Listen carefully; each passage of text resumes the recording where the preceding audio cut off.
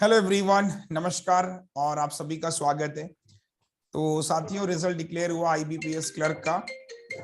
तो आज हमारे बीच में मौजूद हैं एक ऐसी शख्सियत जिन्होंने अपने सपनों को पूरा करने में जी जान लगा दी। तो उन्हीं से जानते हैं उनकी कहानी। तो सर, जतिन सर, आपका सबसे पहले तो अपने बारे में लोगों को बताइए और कब से आपने तैयारी करना शुरू किया, ये विचार आपके मन में कैसे आया। मतलब एक बेसिकली कन्वर्सेशन होगा, रिलैक्स होके मुझे आपसे बात करनी है। बेसिकली मैं बच्चों के जितने भी सवाल होते हैं ना वो आपसे पूछूंगा और आप उसका बहुत फेयरली आंसर करना है सर। जी सर। बताइए सर अपने बारे में। सबसे पहले तो आपको बहुत बहुत बधाई, congratulation. Thank you so much sir. कैसा फील हो रहा है? सर बस सर बहुत ज्यादा हल्का और बहुत ज्यादा ही अच्छा सर, मतलब एकदम रिलैक्स सा हो गया आज। अच्छा, हल्का मतलब कि आप फाइनली जो टैग होता है ना बेरोजगारी वाला, वो हट गया माथे से, है ना? यस सर, वो टैग हट गया सर, एक बर्डन प्रेशर हट गया सर, रिस्पॉन्सिबिलिटीज टाइप सर जो आती हैं मिडिल क्लास फैमिलीज में। सर वो एक टैग जो होता है हम लड़कों के ऊपर खासकर, और सर मतलब सर फैमिली को कैरी करना है ये सब जिम्मेदारी, तो सर आज एक लग रहा है कि फादर रिलैक्स हो गए तो मैं भी रिलैक्स हो गया। Okay okay. तो अच्छा जतिन, मुझे दो चीजें बताओ। सबसे पहले तो ये बताओ कि अभी तुम्हारी क्या एज है और क्या तुमने किया है, मतलब क्वालिफिकेशन में। सर मेरी एज सर 25 है, एंड सर मैंने बीटेक करा था अपनी ग्रेजुएशन में। एंड ठीक सर है। बीटेक के बाद मतलब एक्चुअली सर मेनली हम लोग बीटेक वाले ऐसे ही बदनाम होते ही हैं, और रियल भी है कि बीटेक में जॉब नहीं मिलती सर। तो सर बीटेक के बाद ये हुई तो मुझे बैंकिंग ऑप्शन अच्छा लगा सर, मेरा इंटरेस्ट भी जागा और मुझे सिलेबस भी अच्छा लगने लगा था। धीरे धीरे सर बैंकिंग की तरफ क्रेज बढ़ता गया, और जैसे जैसे क्रेज बढ़ा सर डेडिकेशन मेरा सर। फिर जैसे जैसे मैं आप लोगों के इंटरेक्ट में आया सर, पहले जिस चैनल पे आप पढ़ाते थे, फिर आपने जिस प्लेटफॉर्म पे मुझे कहा कि इस पे ज्वाइन करना चाहिए सर, उस प्लेटफॉर्म से सर धीरे धीरे करके आप लोगों की वजह से बिल्डअप हुई स्ट्रेंथ, और आज ओके, मैं तो क्लियर बैंकर्स कर में पाया। तुम पढ़ते थे, तुमने अन अकेडमी को ज्वाइन किया है ना? जी सर। ओके। अच्छा, एक मेरा बेसिक सवाल तुमसे ये है, जैसे मान लीजिए कोई फ्रेश बच्चा होता है, तुम जब मतलब इस एग्जाम को तैयार करने का ख्याल मन में आया होगा, और भी एग्जाम्स होंगे, रेलवे, एसएससी, वो क्यों नहीं और यस बैंक सर। क्यों? सर एक्चुअली सर सीधी बात सर, मुझे उनका प्रोसीजर नहीं अच्छा लगता सर। साल डेढ़ अच्छा। साल पेपर को लटका देना। सर हाँ, बहुत एनटीपीसी सही। सर, एक मैंने बीटेक सेकेंड ईयर में भरा था सर, उसका बीटेक फाइनल ईयर में पेपर शुरू हुआ, तो सर जिसके पेपर इतने टाइम बाद शुरू हो रहे हैं सर, उससे आप क्या ही होप कर सकते हैं। एंड सर बैंकिंग का सबसे अच्छा प्रोसीजर है कि 6 से 7 महीने में आपको जॉब देके बिल्कुल ज्वाइनिंग दे देगा वो। बिल्कुल। नहीं नहीं, बिल्कुल सर, ये आपने सही डिसीजन चूज किया। क्योंकि अगर आप, मैं ये नहीं कह रहा हूँ कि कोई एग्जाम खराब है, किसी की मैं निंदा कर रहा हूँ। बस ये बात है कि अगर नौकरी जल्दी लेनी है तो banking exam is best, I think. Yes sir. And sir सबसे अच्छी बात है सर, उनका प्रोसीजर बहुत ही फेयर होता है बैंक में। अगर बिल्कुल आपने करा तो ठीक है, नहीं करा तो नहीं होगा आपका। बिल्कुल। अब मुझे अच्छा एक चीज और बताओ, थोड़ा सवालों पे बात करते हैं। जैसे आपने कहा कि चलो मैंने प्रोसीजर को देख के बैंक को चुना, अब जब आपने ये चूज किया कि मुझे बैंक एग्जाम तैयार करना है, तो कैसे तैयार करना है ये आपको किसने बताया? किसी ने गाइड किया या आप खुद से ही मतलब? सर शुरू शुरू में तो मैं दूसरी जगह जाने लगा, कोचिंग वगैरह अपने दोस्तों से एडवाइस लेता था। बट सर अच्छा फिर जब मैं आपके टच में आया तो सर आपने एक मैथ्स की बहुत अच्छी मुझे स्ट्रेटेजी बताई थी।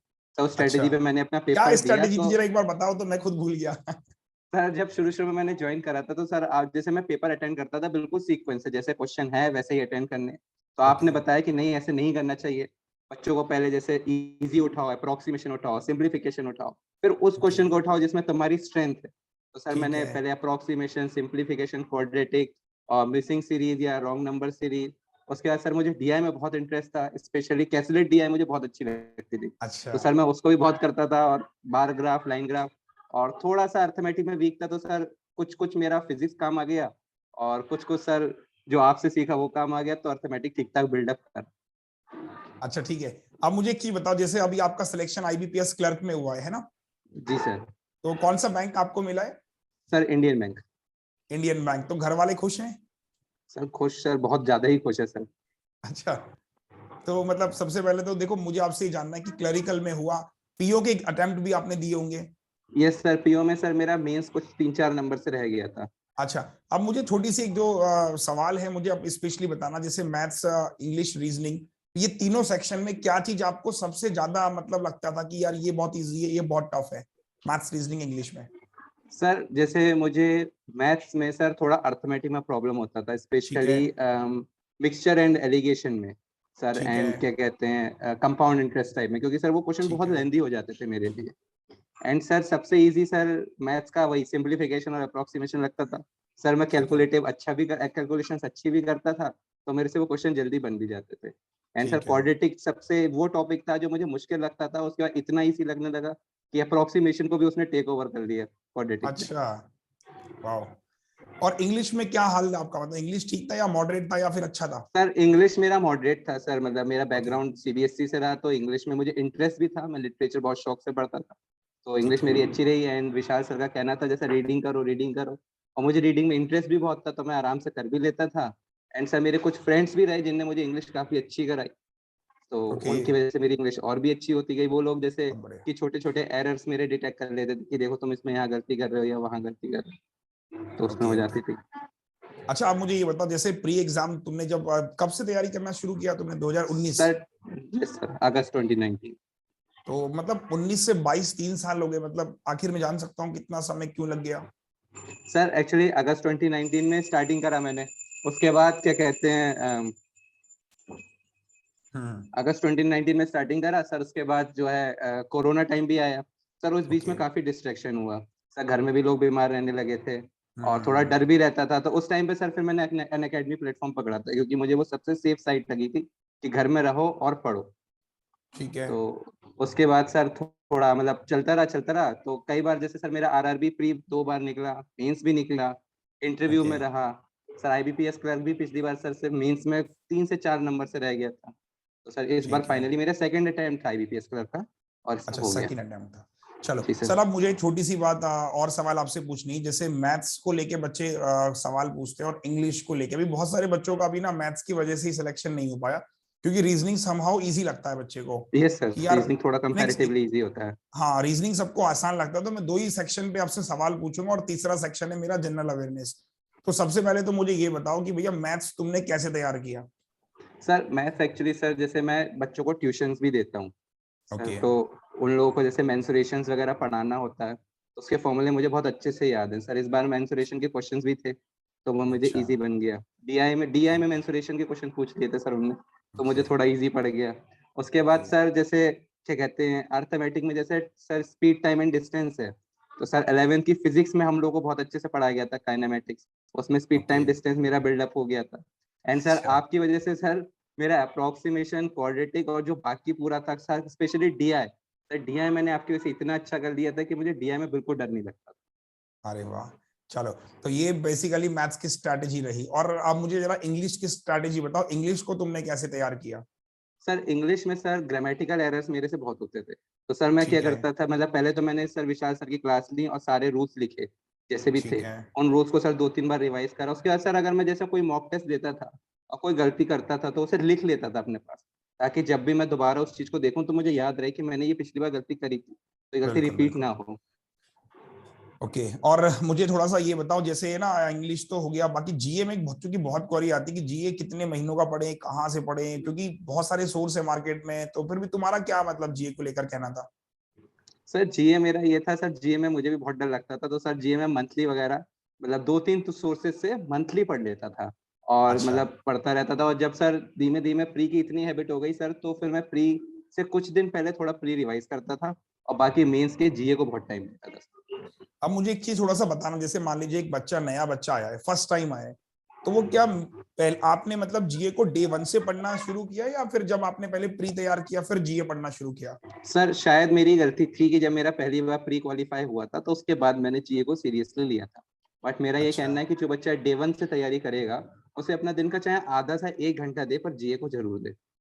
आधा घंटा 1 घंटा, मतलब एक रिदम बना रहता है, कंटिन्यूटी बनी रहती है हाँ ना? कंटिन्यूटी बनी रहती है, वरना सर अगर उसको उम्मीद भी नहीं हो, जैसे सर अभी आईबीपीएस पीओ में हुआ था, बच्चों का जिनको होप नहीं थी उनका क्लियर हो गया था, क्योंकि पीओ की कट ऑफ बहुत कम चली गई थी। सर तो वो जीओ को ठीक है। लेके हड़बड़ा गए कि अब जीए कैसे करें, हमने तो सोचा था हमारा होगा ही नहीं, ये है वो है सर, जो जबकि जो पहले से रिदम बनाए होंगे उनको इतनी टेंशन नहीं हुई होगी कि हाँ हमारा पहले से चल रहा है तो हम कोप अप कर लेंगे। ओके। अभी तुम्हारे मैथ्स में कितने मार्क्स आए मेंस में? सर मैथ्स में आए मेरे 25.25। 25। और बाकी सबसे हाईएस्ट मार्क्स किस में आए? सर मैथ्स ही में आए। जो मैथ्स में ही आए, चलो। Yes sir. तो बहुत बढ़िया। तो चलो भाई, ऑल द बेस्ट। बाकी कोई तुम्हारा सुझाव, कोई सजेशन जो तुम बच्चों को देना चाहते हो? जैसे सपोज कीजिए तुमने तैयारी करी, तो तुम्हें क्या लगता है कि तुमने कौन सी मिस्टेक्स करी, वो मिस्टेक बच्चे नहीं करना चाहिए, और कुछ ऐसे पॉइंट्स जो तुम्हें लगता है कि महत्वपूर्ण हो सकते हैं? सर मेरे हिसाब से सर बच्चों को अपनी पहले स्ट्रेंथ बिल्डअप करनी चाहिए, जो उनका ठीक है है। उन्हें उसको तो पहले बिल्कुल अच्छे से करना है। उसके सर अपने वीक पॉइंट्स को धीमे धीमे धीमे करके उन्हें अच्छा करें, ताकि वो उसको स्ट्रेंथ में बिल्डअप कर पाए। और जो हद ठीक से है। ज्यादा उन्हें लगता है कि लेंदी क्वेश्चन है, उसे स्किप कर दें, कोई जरूरत नहीं है फालतू में क्वेश्चनों के साथ खतरों के खिलाड़ी खेलने का। सही है, क्योंकि जरूरी नहीं है कि एक ही क्वेश्चन वो आपका सिलेक्शन करा देगा। आप उसकी जगह किसी और क्वेश्चन को टाइम देते तो शायद वो आपका सिलेक्शन ज्यादा इजीली करा दे। ओके। और बाकी सर और बच्चे जो बाकी इंटरव्यू वगैरह भी तुमने फेस किया होगा, इंटरव्यू का कुछ एक्सपीरियंस शेयर करना चाहोगे? ये सर आरआरबी पीओ का मैंने इंटरव्यू फेस करा था सर। तो मतलब कैसा रहा इंटरव्यू? टीचर क्या मतलब कुछ सवाल, कुछ कुछ दिमाग में बच्चों को बताने के लिए कुछ हो? सर एक्चुअली में सर इंटरव्यू बहुत ही अनप्रिडिक्टेबल होता है सर। मैं पूरा बैंकिंग पढ़ के गया और मुझसे बैंकिंग का एक भी चीज नहीं पूछी। मुझसे अजीब से सवाल थे, जैसे यूपी का सीएम कहाँ से है, या यूपी के गवर्नर कहाँ से हैं, या अच्छा। बरेली और रायबरेली में डिफरेंसेस क्या है, या क्या कहते अच्छा। हैं 5 यहाँ की खूबी क्या है, 5 वहाँ की खूबी क्या है। तो सर इस टाइप से, और बैंकिंग कुछ नहीं पूछा था सर उन्होंने। तो आप ओके। ये मत सोचना कि सर मतलब बैंकिंग ही पढ़ के जाना है, वरना नहीं होगा सर। इंटरव्यू बहुत ही अनप्रिडिक्टेबल होता है, बट चलो। हाँ और इंटरव्यू कोई सर फेस करने में और बहुत कोई मजा आता तुम्हारा है। और कोई तुम्हारा फाइनल कमेंट्स बच्चों को, कुछ भी मतलब वटेवर, कुछ भी दिमाग में चल रहा हो जो तुम्हें कहना, कह दो आज तुमसे, मतलब तुम जो कुछ कहना चाहते हो कि मेरे साथ ये हुआ, कोई लाइन, कोई कहानी, कुछ भी इंसिडेंट जो तुम्हें लगा हो कि मेरी लाइफ को चेंज कर गया, वो भी तुम शेयर करना चाहते हो? सर फाइनली मैं ये कहूंगा सर, जैसे मेरे काफी सारे फ्रेंड्स की जॉब लग गई थी जिसमें मैं अकेला रह गया था। तो काफी सारे लोग कहते भी थे कि बीटेक के बाद तुम खाली बैठ गए, बीटेक के बाद तुम्हें जॉब कर लेनी चाहिए थी, ये है वो है। तो सर मैं ये कहूंगा कि डाइवर्जन जो होता है वो हमेशा ही आपके पास आता रहेगा। वो आप होते हैं जो अपना पॉइंट और अपनी स्ट्रेंथ बिल्डअप करते हैं। आप या तो सुन सकते हैं या आप सुन के निकाल सकते हैं। तो सही बस बात। ये है, ये तो हर किसी का अपना फैसला होता है। आप जो चाहें वो अडॉप्ट कर सकते हैं सर। अच्छी बिल्कुल। आदतें भी सामने आती हैं, बुरी भी आती हैं, अच्छे फैसले भी आते हैं, बुरे भी आते हैं। वो बिल्कुल। तो हम होते हैं जिन्हें सही या गलत चुनना होता है। चलो, फाइनली तुम्हें तुम्हारा गोल मिला, तो अब आगे तैयारी करो सर इस साल पीओ को मतलब अचीव करने की। यस और सर, अब डेफिनेटली सर एसबीआई पीओ के लिए टारगेट करूंगा मैं। बिल्कुल बिल्कुल, चलो ऑल द बेस्ट। बहुत अच्छा लगा तुमसे बात करके। और थैंक यू काफी सो सारे मच सर। लोग ये वीडियो को देख के शायद तुमसे मोटिवेट होके, मतलब इंस्पायर होके भी कोशिश करेंगे कि नेक्स्ट ईयर वो भी मेरे साथ जुड़े। All the best sir Jatin. Thank you congratulation. Sir. Thank you sir, और आपको भी सर बहुत बहुत थैंक यू मेरे लिए सर, क्योंकि आप चलो। 3 थे तो मैं आज यहाँ तक आ पाया, वरना शायद मैं आज यहाँ पे नहीं हूँ। नहीं नहीं, बिल्कुल क्रेडिट तुम्हारा है, तुम्हारे पेरेंट्स का क्रेडिट है, और बाकी तुम्हारी मेहनत है जिसकी वजह से तुम आज यहाँ पर हो। जी सर। चलो, thank you so much, bye bye. Thank you sir.